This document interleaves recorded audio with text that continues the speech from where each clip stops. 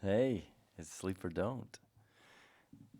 I'm Mr. Vanilla Extract, and I am talking into a sock right now. I use a sock over my microphone when I'm on the road because it stops my P's from sounding too poppy. I'm wearing a redneck bathrobe here at the Heritage Inn in Great Falls, Montana. What is a redneck bathrobe? It is just a towel draped over your shoulders. Helps you feel cozy and luxurious. I do have the camera on. I'll post a few clips if I'm not too embarrassed about my redneck bathrobe. There's a horse over my shoulder, just like you'd expect there to be in Great Falls, Montana. It's a black and white photo. The drapes are on point, and the lamp is a little bit crooked. And I'm on the road this week, and being on the road, it can be hard to get your sleep. It can be hard to wind down. It's 10:55 Mountain Time, and that is the time zone that I'm used to. So I need to be wound down and asleep by about 11:30. Now, how am I going to podcast and get wound down in time? Well, I'll tell you what. This is a good time for me. This is my wind down routine. I I don't know if people believe me when I say this, but I record a podcast and then I fall asleep to that podcast. I follow my own advice. I wind down. I cut out the work 2 hours in advance, if at all possible. Tonight I had a few odds and ends that I had to touch up, but I I try to practice what I preach. I dim the lights. You can see I got a lamp on. The lamp's nice warm color to it. I've brushed my teeth. I've flossed because it's a good habit.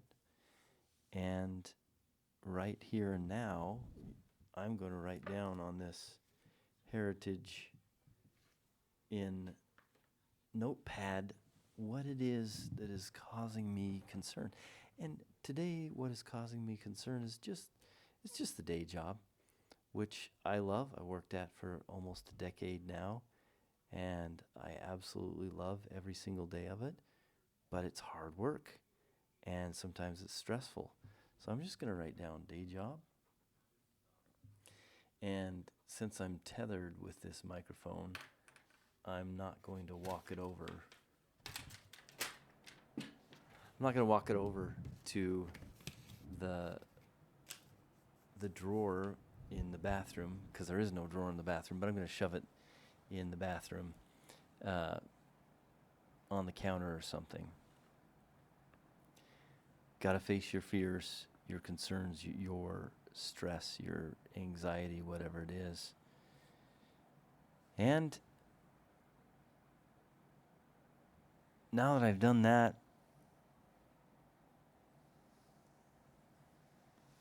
I'm going to start thinking about what I'm grateful for. Today, I am grateful for my wife. I could say that every single day, and I won't, but I had a nice conversation with her tonight. She was a little stressed. She had her own things that she would need to write down if she didn't have the super sleep power, which some of the human race carry is that super sleep power. She can just she can sleep anywhere, and she always squeals when she gets into bed because it's her happy place. She can go right to sleep. Meanwhile, I'm up pacing. But yeah, as I said, tonight I am in the Heritage Inn, which I'm not sure if this is a chain. This might be a one-off. It's kind of a funky, big hotel. It's not a small hotel. Um, and winding down in here is actually pretty easy. It has kind of a 70s, 80s vibe to it, even though it's definitely been updated. Just some of the colors, the feel to it reminds me of my childhood. I grew up in a small town, and a lot of my friends had wagon wheels hanging on their walls or pictures of horses hanging on their walls. Right behind me, there's a picture of a cowboy boot with spurs on it over there. I have the TV going. I don't know if you can hear that in the background. I'm watching reruns of Red, the movie Red. It's a favorite of my family, and it's got Bruce Willis in it and John Malkovich, and it's one of those movies that I'll watch over and over and over again. And it's also one of those movies I can just close my eyes to and hear them talking, just kind of smirk at the funny things, the funny interactions. The leading lady in the movie, whose name, is it Maggie Gyllenhaal? No. Anyway, leading lady, she is, she's got great facial expressions. Yeah, I got everything I need here. The bed is adequate. It's got 4 pillows on it, and I'll put one between my knees because I sleep on my side, and that aligns everything great. And I'm just going to fade off into sleep here pretty soon. But before I do that, I want to talk to you about, I want to tell you a story, and then I want to talk to you about something important sleep related. The story I want to tell you tonight is a simple story, and I like the simple stories. If this is going somewhere and gets you excited, too excited, then what have we done? We've wound you up, not wound you down. But this story is about a little town. It's not a town, but it has to be a town. People live there, and it's called Moore, Utah. Moore. Moore, Utah has always been one of my favorite places. It's off the beaten path, if you will. I never lived there. I lived in the town of Emery, which is a few miles to the south, and I also lived in the town of Castledale, which is a few miles to the north. And all of these, the major county towns are connected by Highway 10, and Moore is not on that Highway 10. Highway 10 is a spur off of Highway 6, and Highway 6 connects the Wasatch Front to Moab, for example. Well, Green River, but Moab by way of Green River. Geography. I love geography. I love plants and geography, so you'll see me digress into that. But the town of Moore is where my cousins lived, and in the summertime, really one major summer, I did a little bit of work outside of that, but I worked for my uncle, and he raised beef, Hereford cattle, and he also raised alfalfa, a little bit of oats, a little bit of corn, silage as he called it. And I would haul the hay for him. And so my job was interesting because it was a summer job, but it was also like when the hay's on the ground, then I go and haul it. And this is about the time, a couple of years after the time when my county went from the small bales that you see like as Halloween decorations, sitting on people's front porches or at a Halloween shop, and transitioning into bigger bales. So these were half-ton rectangular bales, and I wouldn't pick them up and throw them on the trailer. We did a little bit of that when I was a kid, helping the neighbors a little bit when they had a big pile of hay bales to stack. But mostly I would just drive a tractor around, and it had a fork, and I would stab it into the half-ton hay bales, and I would drive over and I would stack them on a trailer. I'd stack them too high, and I would have rows of them, and I would stack them on both sides of the trailer. I don't remember how many hay bales I could fit on a trailer, but it was always interesting working for this uncle. This Uncle Perry, uh, is my dad's brother, who is just a year older, and they're quite different. My Uncle Perry is tall. My dad is not. My Uncle Perry uh, loves cows and alfalfa. My dad does not.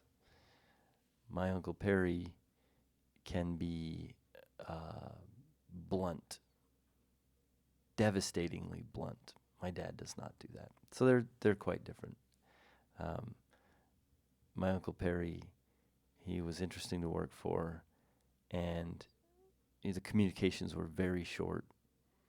He'd put in a call, and this is long before cell phones. He'd put in a call to my house, and I would receive the message. Wasn't usually home when the message came in, and the message would be, "Land, we need you to come out and haul hay tomorrow." And I would drive my 1979 Chevy Love. It was my dad's, but it was my daily driver at the time. I'd drive it the 16 some odd miles down to my Uncle Perry's farm, and I would jump in the tractor and I would haul hay. And the message would usually say, oh, he had names for each of the fields, and some of them were names of the shape of the field. One was the Utah piece. It was shaped like the state of Utah. And another was the name of the previous landowner's last name. And so I would get a message and it would say, "The hay is on the ground at the Utah piece. Come tomorrow." And that would be the message. And so I would jump in the truck, and the expectation was that I would be there basically at the break of dawn, which was, I think I would get up at 6 or 6:30 and be there by 7 or 6:30, something like that. The sun was, the day was bright, but the sun was not quite up usually when I showed up there. And he was almost nowhere to be found. And at first I would look for him to confirm, this is what I'm doing.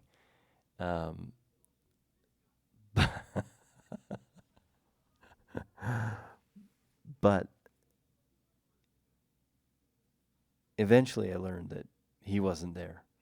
And so when you're growing hay in the desert, you wait for the dew to bail. And the dew sometimes comes at 11 p.m., sometimes the dew comes at 3 a.m. or 5 a.m. Whenever the dew comes, you go out and you bale the hay. And so it's laying on the ground loose until you bale it.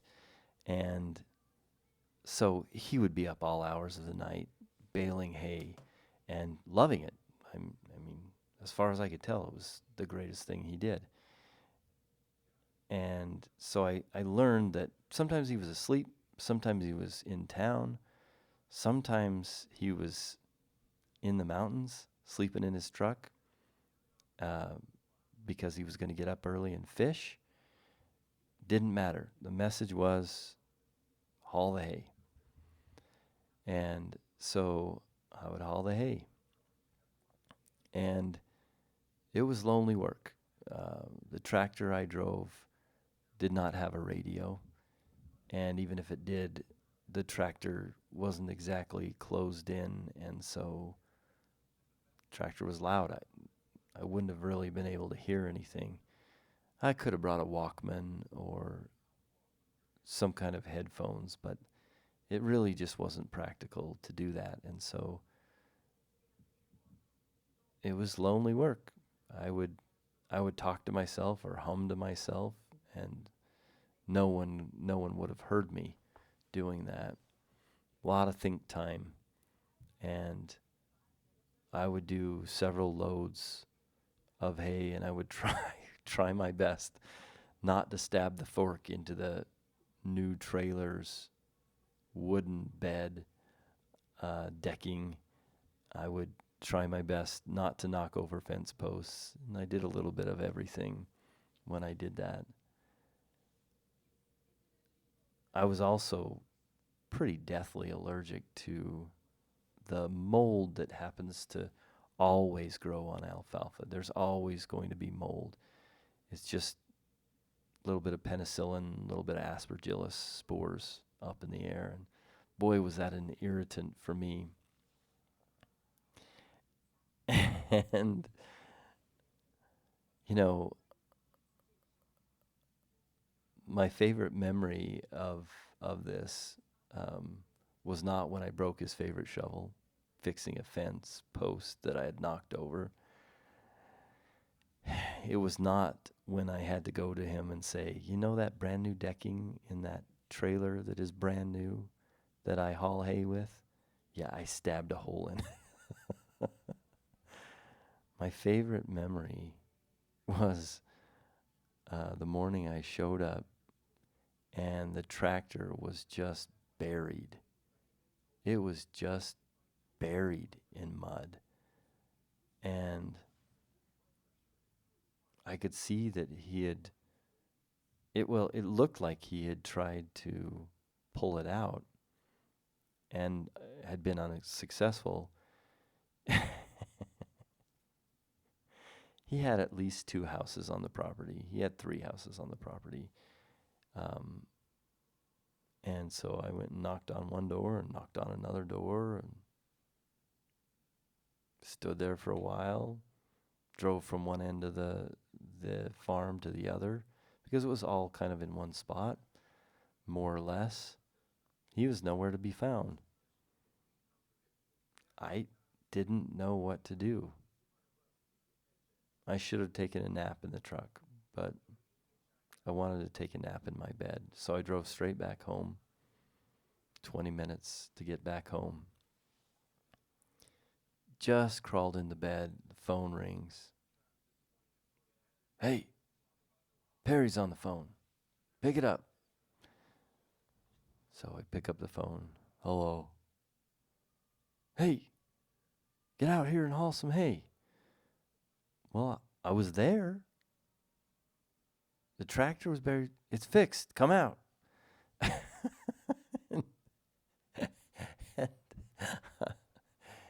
You know, I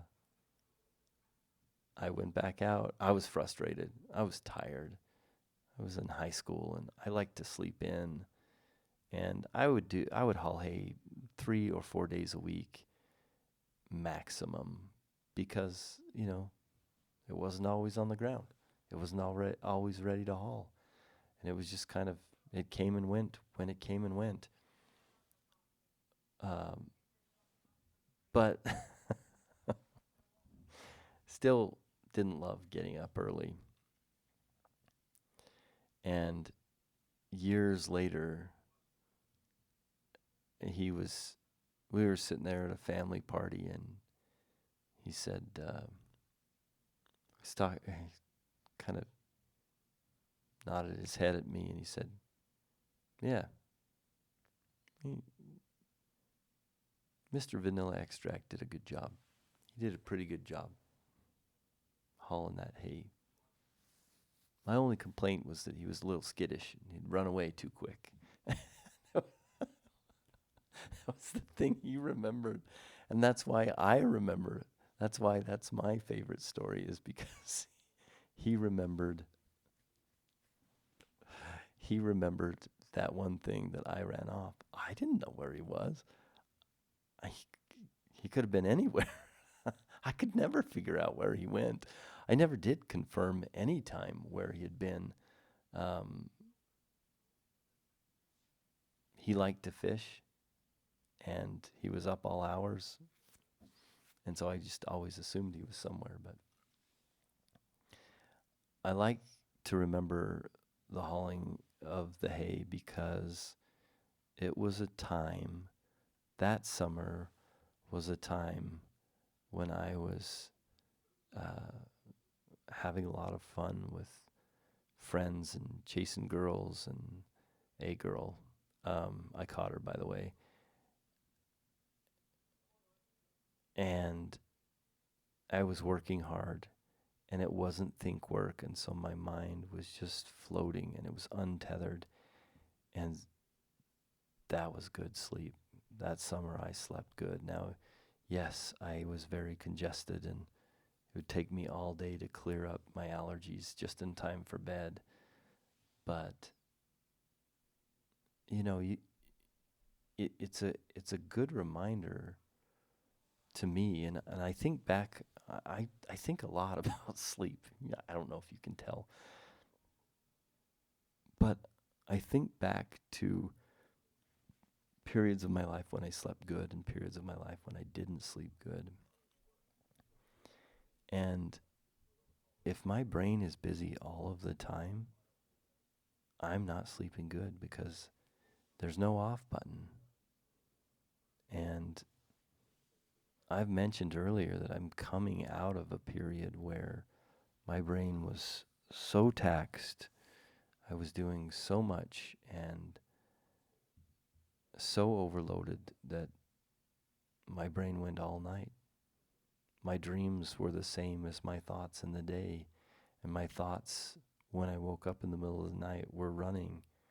My brain was working on something. And when I was in the middle of that, I thought that what I was doing was good. I knew it wasn't healthy, but I thought, no, this is the path to greatness. This is going to lead to something good. And I'm not going to say it was a waste of time and that it wasn't good, but I was subhuman at that time.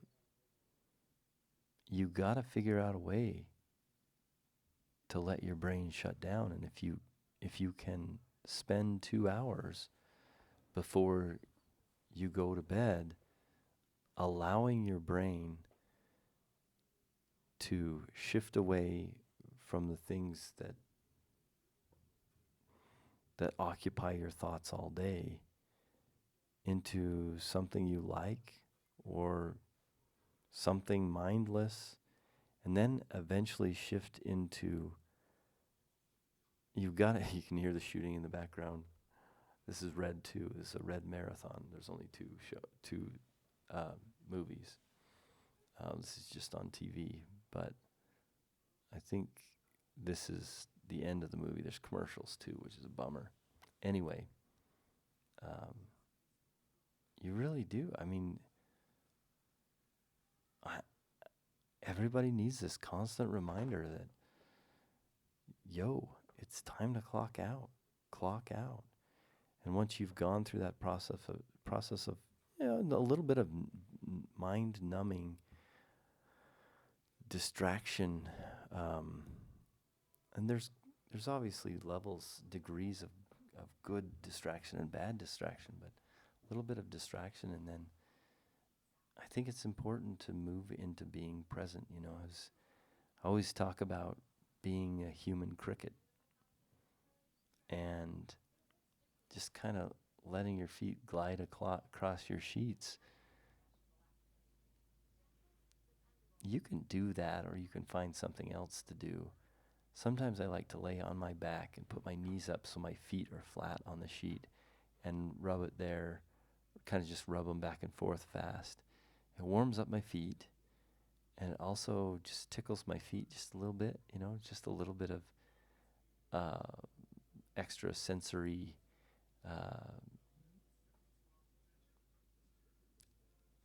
stimulation. And it kind of puts me in the room, puts me present, being where I am.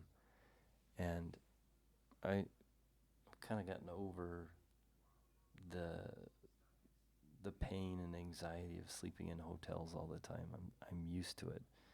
And I think I have a recipe to get someone over the hump and be able to embrace a hotel even if you hate it. I think I have the recipe, but I also I got used to it.